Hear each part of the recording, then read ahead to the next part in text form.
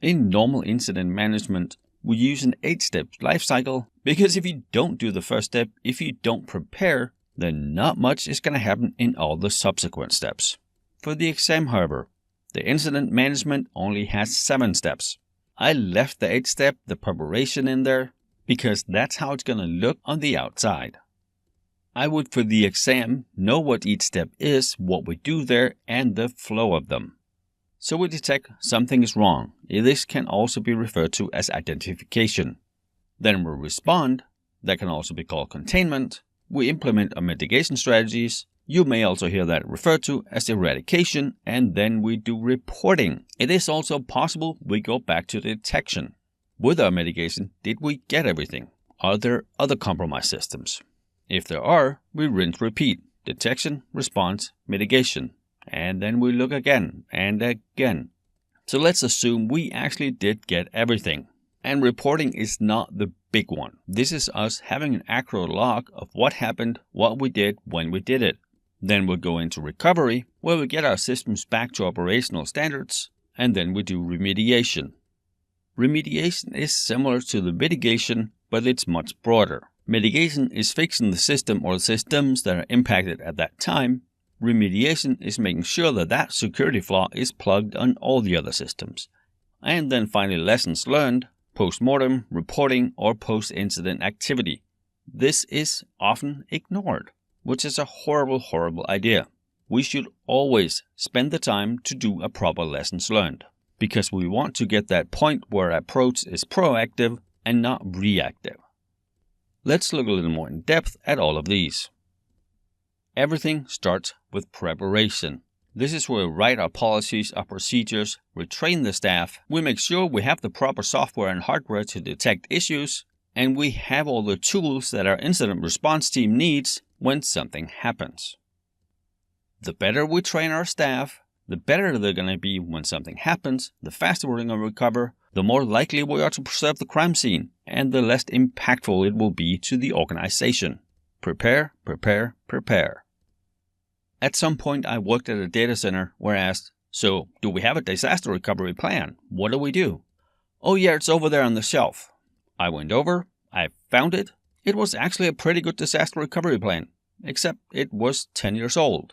And no one had used it since it was written. No one had practiced anything, no one had done anything. A lot of the numbers were in there where you call people, those people no longer work there. The systems they identified, they haven't used those for years. All new systems were in place. So just like our BCP and our DR plans, the preparation is an iterative process. It is always ongoing, it never stops. Alright, now that I've got that out of my chest, let's look at detection. Detection is, well, us realizing something's wrong. The better our systems are, the better set up they are to detect any intrusions and identify it correctly, the better off we are, the sooner we know. Many of the huge security breaches that's been happening the last couple of years, they never realized. It was just some random person finding all the files somewhere online. Then they go back and, oh, right, we were compromised 6 months ago. Because we did not patch our systems. Because IT security is too expensive. There has been multiple studies over the years that have shown every dollar an organization spends on IT security, they save 10. So tell me how it's too expensive. And yes, you can obviously have too much IT security. That's why you're there. You're there to ensure that your organization has exactly enough. No more, no less. So for the detection, we can use intrusion detection or intrusion prevention systems. Remember, those can either be host or network based. We can use our SIEM, Security Incident Event Manager. That's the system that collects everything from everything. Every alert, every incident, every event that happens on our system, they collect. And since they can see the full picture, it's much more likely it'll see something before one of the local systems do. And now that we've detected it, we need to do something about it. This is where our incident response team will start doing stuff on the system or the systems it's connected to contain the issue and make sure it doesn't propagate.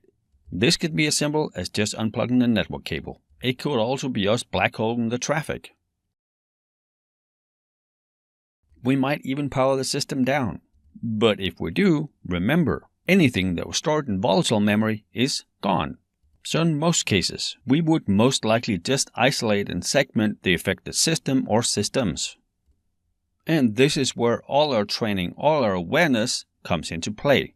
Since our staff has the proper training, they know exactly what to do. They also know what not to do. And if available, most often this would be senior staff doing something. We assume they have the most experience and they have been trained the best. And at this time, we can also make the bit level copies we talked about earlier of the system as close as possible to the time of the incident to make sure it's a true representation of the actual incident. And I keep saying IT security is here to help the business. I keep saying it just like many of the other things I keep saying because it's important. The more times you hear it, the better you remember it. We might in the response phase want to shut down the whole network, figure out what happened, make sure it doesn't happen again. But in the end, it's always senior management's choice, and in most cases they would be focused on getting the business up and running as fast as possible. We may not have hours or days to do the deep dive to figure out how it happened until later. We stop it from spreading, that's it, we contain that one single event. We then move into mitigation. At this stage, we hopefully should have understood what actually happened. What was it that went wrong? We fixed that one vulnerability, all the vulnerabilities they used to access our system. We try to clean out any malware they left behind, and we get the system ready to restore to operations, which will happen in the recovery phase. And often, we find the obvious stuff. Sometimes the stuff they want us to find. Well, we can easily miss backdoors or malware. We then restore the system, and while they may not be able to use the same attack vector they did initially, they have other stuff now. They have a backdoor, they have some sort of malware on our system, and now we're even more exposed. In most cases, we would choose to rebuild the system from scratch and restore the application files from the last good known backup, but we would not restore the system files, because that's where a lot of the nasty stuff gets hidden. And to know which backup was the last good backup, we do need to do that root cause analysis where we find the timeline of when the intrusion actually happened. If the vulnerability is a known vulnerability, we just do our patching, which we should have done in the first place. If it is a new vulnerability, then we need to figure out some sort of mitigation to get in place before we expose the system to the outside again. If we do an in-depth root cause analysis, we should hopefully have a good idea of which kind of countermeasures could mitigate this type of attack. And then once the eradication is complete, we start the recovery phase. And if you remember back to the slides or you're looking at the downloaded version I provided, you can see that mitigation flows into reporting. While that is the official flow, the one that the exam will use, we really start reporting right at the beginning with detection. And reporting continues throughout all the phases. The reporting will have two main areas, a technical and a non-technical area. The teams that are handling the incident obviously report on the technical details when they start the process, but they also notify management. And this is an important step. I work many places where when an incident happens, we forget to tell anyone about it. We just start doing stuff. While we definitely do need to do stuff, we also need to notify someone so they can involve everybody else who needs to be involved. Because an attack is not just the technical stuff. Depending on how bad it is, a manager or a director or a vice president would be notified. Who that is and when that is really depends on the policies and procedures we have in place and how bad the event is. If we forget about it, that could be an RPE, a resume producing event. If a certain system is down, we might need to notify the users. We might need to notify the legal department. If we have a public relations office, we might need to notify them, the board of directors. So notify whoever is not involved in the incident directly and who's high enough up in the ranks to get something done about all the non-technical parts of it. Then recovery. We very carefully restore the system or systems to their operational status. And when that is and when it is ready is determined by the business unit that is responsible for that one system. So assuming the restore went fine, the system is ready, the unit says, okay, put it back into production, we then monitor it very, very closely. And we do that for an extended period of time. Because what if we didn't find all the stuff? What if some malware was hidden? What if they have a backdoor? The system or the systems that were affected are put under much more scrutiny for the foreseeable future. We can also choose to promote the systems back into production off-peak hours. Do in the middle of the night, see what happens. Or we can even put them in a sandbox environment. Just put them in there and see what they do. If nothing seems out of the ordinary, then we might push them to production. Then we flow into remediation. And remediation really starts in the mitigation phase. But in the mitigation phase, it's only focused on the systems that have been attacked, not everything else. The remediation phase is patching every other system that has the same vulnerability. If the attacker attacked 5 systems and we have the same flaw on 500 systems, that obviously needs to be fixed. Otherwise, they'll just be back. And then finally, lessons learned. Very, very important. At this point, we're assuming we've removed the problem. We've implemented the new controls, we've implemented the new safeguards, the systems are back online, the problem that was there is fixed. So why not just move on? Most people do. But there's a ton of valuable information in this phase that can help us the next time we have an incident, because we will. It is never if we get hacked, it is when and how often. So obviously we look at what was compromised. What was the vulnerability? That has now been fixed. Do we have similar vulnerabilities? How did the teams handle the situation? Which part of our plans worked? Which parts didn't?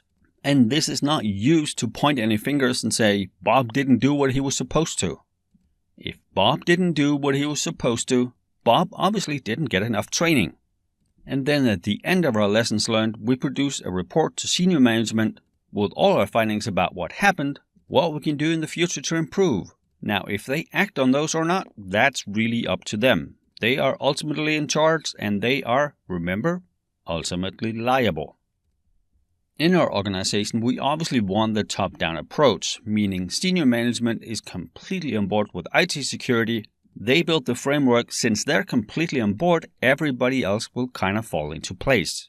In most organizations, however, it is bottoms up. We do what we can with the limited resources, trying to make it work as good as possible. It is also very common for an organization, after a major incident, to switch to a top-down approach. They got burnt, now they want to fix it. And then obviously we use all the outcome and the changes from the lessons learned to fit into our preparation. We want to be better prepared next time.